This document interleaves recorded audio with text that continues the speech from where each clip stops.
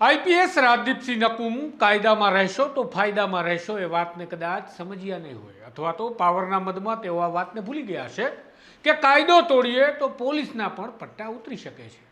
રાજદીપસિંહ નકુમના મામલામાં સરકારની કોઈ કાર્યવાહી ન થતા એવા સવાલો પણ ઉઠ્યા કે આ ગેરકાનૂની કામમાં ક્યાંક સરકારની રજામંદી તો નહીં હોય ને।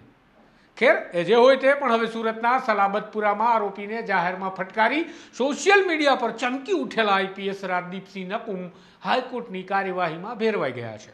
કારણ કે આઈપીએસે કાયદો તોડ્યો છતાં સરકારે પોતાનું કામ ન કર્યું અને તેના કારણે હાઈકોર્ટમાં વકીલ ઉત્કર્ષ દવે સુઓ મોટો કાર્યવાહી માટે અરજી કરી હતી અને હાઈકોર્ટે સુઓ મોટો લઈ પણ લીધી અને આજે આ મામલો હાથમાં લેતા કોર્ટ નારાજ જોવા મળી હતી।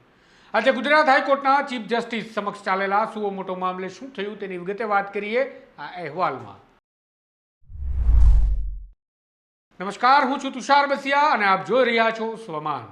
સુરતના સલાબતપુરા વિસ્તારમાં હત્યાના પ્રયાસના આરોપીઓને જાહેરમાં લઈ જઈ આઈપીએસ તરીકે પ્રમોટ થયેલા પોલીસ અધિકારી રાજદીપસિંહ નકુમ જાહેરમાં તેને લઈ ગયા અને ફટકારવાના મામલામાં ફસાયા છે। આ ઘટનાના વિડીયોની પ્રશંસા સાથેની સોશિયલ મીડિયા પર કેટલીક રીલ્સ અને અહેવાલો પણ ફરતા થયા હતા, પરંતુ ખરેખર આ કાર્યવાહી પોલીસે કરેલું ગેરકાનૂની કૃત્ય કહી શકાય। પરંતુ સોશિયલ મીડિયાની વાહવાહીમાં સમગ્ર મામલાની ગંભીરતાને કદાચ ઢાંકી દેવાશે તેવું લોકોને લાગતું હતું। આ દરમિયાન ગુજરાત હાઈકોર્ટમાં વકીલ ઉત્કર્ષ દવે દ્વારા એક અરજી કરી સુઓ મોટો કાર્યવાહી માટે માગણી કરવામાં આવી। ત્યારબાદ ગુજરાત હાઈકોર્ટે આ મામલે સુઓ મોટો કાર્યવાહીની શરૂઆત કરી અને આજે આ મામલે હાઈકોર્ટમાં પ્રથમ સુનાવણી પણ કરવામાં આવી। આ દરમિયાન હાઈકોર્ટમાં શું થયું અને કોર્ટે શું કહ્યું તેની વાત કરતાં પહેલાં એ જણાવી દઉં કે આ મામલાની પતાવટ માટે કથિત રીતે ઉત્કર્ષ દવે જેઓ વકીલ છે તેને ફોડવાનો નિષ્ફળ પ્રયાસ થયાની વાત પણ સામે આવી હતી અને એ વાતનો સ્વીકાર આ વકીલ ખુદ પણ કરી રહ્યા હતા। પરંતુ આ કથિત પ્રયાસમાં જેમનું કથિત ઓડિયો રેકોર્ડિંગ અમને હાથ લાગ્યું હતું તે ઉદ્યોગપતિ દિલીપ કુમાર ગાડોદિયા દ્વારા વાતને સંપૂર્ણ અસ્વીકાર કરતા કહેવામાં આવ્યું કે આ તદ્દન સદંતર ખોટી વાત છે। પરંતુ આખરે હવે હાઈકોર્ટમાં આજે આઈપીએસ રાજદીપસિંહ નકુમના મામલે સુઓ મોટો કાર્યવાહીનો પ્રારંભ થયો, જેમાં હાઈકોર્ટ આ સમગ્ર ઘટનાથી નારાજ હોય તેવું દેખાતું હતું અને હાઈકોર્ટે કહ્યું કે તમારા અધિકારીઓ આ શું કરી રહ્યા છે। ત્યાં સુધી કહ્યું કે હજી પણ તેઓ સુરતમાં કેમ છે। સરકારી વકીલે બચાવમાં કહ્યું કે ડીજીપી ગુજરાતે ઇન્કવાયરી આપી દીધી છે, પરંતુ હાઈકોર્ટે કહ્યું કે પ્રાથમિક ઇન્કવાયરી ચાલે છે તો આ અધિકારી હજુ કેમ સુરતમાં જ ફરજ બજાવે છે। આ હાયરિંગ ઓફિસર છે, તેને પહેલાં તાત્કાલિક ત્યાંથી ખસેડો અને પછી ઇન્કવાયરી ચાલુ રાખો। અહીંયા મહત્વની વાત એ પણ છે, હાઈકોર્ટે એ પણ નોંધ્યું કે જો અધિકારી ત્યાં હોય ત્યાં તેમની સામે કાર્યવાહી થાય તો સાક્ષીઓ, સામાન્ય લોકો તો સાક્ષી તરીકે હોય, પરંતુ કેટલાક હાજર પોલીસ અધિકારીઓ પણ સાક્ષી તરીકે બની શકે, કર્મચારીઓ પણ બની શકે, તો એમની ઉપરી અધિકારી વિરુદ્ધમાં તેઓ કેવી રીતે બોલી શકે? એવું પણ બને કે ના બોલે? આ બધા જ શંકા સવાલોના ઘેરાના કારણે હાઈકોર્ટે કહ્યું હશે કે હજી સુરતમાં શું કરે છે આ અધિકારી। અહીંયા મહત્વની વાત છે કે આઈપીએસ કક્ષાના અધિકારી સામે તેની જ પોલીસ તપાસ કરે અને આરોપિત અધિકારી ત્યાં જ ફરજ બજાવે તો શું ભલીવાર થાય આ રિપોર્ટમાં અને શું સામે આવે તપાસમાં, એ તમે અને હું બધા જ સમજી શકીએ। અને કદાચ એટલા માટે જ આવા અધિકારીને પહેલાં ત્યાંથી હટાવવામાં આવતા હોય છે, પણ આ કિસ્સામાં ચમત્કારિક રીતે અત્યાર સુધી સરકાર આઈપીએસ રાજદીપસિંહ નકુમ સામે કોઈ પગલાં નથી લેતી એવું ધ્યાને આવે છે। તો શું સરકાર હાઈકોર્ટની રાહે બેઠી હતી કે હાઈકોર્ટ આ મામલો હાથમાં લે અને આદેશ આપે તો જ આપણે રાજદીપસિંહ નકુમ સામે કાર્યવાહી કરીશું?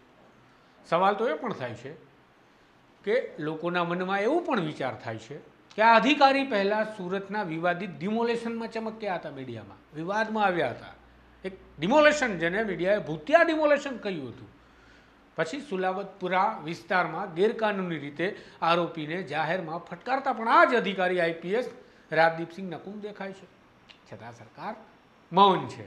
શું સરકારના અધિકારી પર આ ચાર હાથ હશે કે પછી કોઈ એવા રાજકીય આકા છે જે સરકારનું કામ કરતા અટકાવી રહ્યા હશે? આ સવાલ છે। જો તેવું નથી તો હાઈકોર્ટે સુઓ મોટો લીધો છતાં પણ રાજદીપસિંહને સસ્પેન્ડ, ટ્રાન્સફર કે ડિસમિસ કેમ ન કરવામાં આવ્યા? કેમ આજે હાઈકોર્ટમાં મામલો સુનાવણી પર આવ્યો ત્યાં સુધી પછી આજે પણ વકીલે કહ્યું કે ડીજીપી ઇન્કવાયરી આપી ચૂક્યા છે, તપાસ ચાલે છે। શું ડીજીપી હાઈકોર્ટે સુઓ મોટો લીધો તેને આટલા દિવસ સુધીમાં ઇન્કવાયરીનો રિપોર્ટ પણ ન બનાવી શકાય? આ મામલે હાઈકોર્ટમાં સુઓ મોટો માટે અરજી કરનાર વકીલ ઉત્કર્ષ દવે જણાવે છે કે આ અધિકારી આઈપીએસ અભણ છે કે શું, એ પણ સવાલ થાય, કારણ કે તત્કાલીન ડીજીપી KLN રાવે પત્ર લખી સૂચના આપી કે આરોપી સાથે આવા ગેરકાનૂની કૃત્ય ન કરવા। સાથે જ તેમાં ડીજીપીએ હાઈકોર્ટના આદેશને પણ ટાંક્યો છે અને કાયદાની કોઈ પણ જોગવાઈ પોલીસને આવી સત્તા નથી આપતી કે આરોપીને ફટકારવામાં આવે કે તોછડાઈ ભર્યું તેની સાથે વર્તન કરી શકાય. છતાં પણ જે અધિકારીની જવાબદારી બને છે એ જ અધિકારી આવા કૃત્યમાં આવે અને જાહેરમાં આવો કાંડ કરે એ કેટલું વ્યાજબી. ઉત્કર્ષ દવેનું કહેવું છે કે ભૂતકાળમાં પોલીસ અધિકારીને આરોપોની વચ્ચે ઘેરાતા તાત્કાલિક નોન એક્ઝિક્યુટિવ પોસ્ટિંગ કરી દઈ અને સાઇડલાઇન કરી દેવામાં આવતા હતા, પણ આ કિસ્સામાં તો બેઝિક કાર્યવાહી પણ પોલીસ વડાએ કે સરકારે નથી કરી એવું લાગે છે. દવેનું કહેવું છે માત્ર આઈપીએસ રાજદીપસિંહ નકુમ જ નહીં પરંતુ તેની સાથે આ ઘટનામાં સામેલ તમામ પોલીસ અધિકારી અને કર્મચારીને સસ્પેન્ડ જ નહીં પણ ડિસમિસ કરવા સુધીની કાર્યવાહી થવી જોઈએ અને મિસાલ કાયમ થવી જોઈએ અને કાયદાની જોગવાઈઓ પણ આવું જ કહે છે. આ ઉપરાંત અધિકારીઓના ખિસ્સામાંથી પીડિતોને વળતર પણ ચૂકવવું જોઈએ. અહીંયા મહત્વની વાત એ છે કે આ ઘટનાની શરૂઆત સમયે બીબીસીના એક અહેવાલમાં લખ્યું છે કે આઈપીએસ રાજદીપસિંહ નકુમે પત્રકારને જણાવ્યું કે આરોપી સાથે આરોપી જેવું જ વર્તન થવું જોઈએ.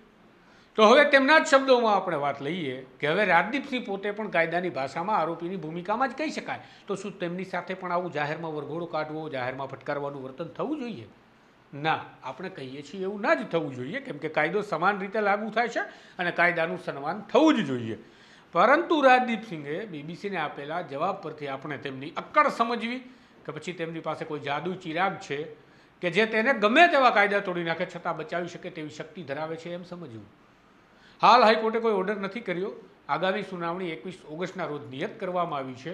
તો જોઈએ હવે આઈપીએસ રાજદીપસિંહ નકુમ સામે શું કાર્યવાહી થાય છે અને સરકાર હજુ આ મામલે સંજ્ઞાન લઈ અને કોઈ કાર્યવાહી કરવા માટે તાત્કાલિક કરે છે કે પછી હજી હાઈકોર્ટને જ આ બધું કામ કરવાનું છે જે સરકાર અને પોલીસ વડાને કરવાનું હોય. આ બધી જ ઘટનાઓ આ ગુજરાતની અંદર બની રહી છે જેને ગેરકાનૂની કહી શકાય. કોર્ટના ઓર્ડર છે, ડીજીપીનો પરિપત્ર છે, હાઈકોર્ટમાં પણ આજે પત્રને વાંચવામાં આવ્યો કે ડીજીપીએ પણ ના પાડી, છતાં પણ અધિકારીઓ જ્યારે આવું કૃત્ય કરે છે ત્યારે બે તરફની ઘટના હોય છે. કાં તો તેઓ માઇલેજ મેળવતા હોય છે, કોઈને વાલાવાલા થતા હોય છે એવું લોકોને લાગે છે, અથવા તો ક્યારેક જરૂર હોય છે અને કાર્યવાહી થઈ હોય છે.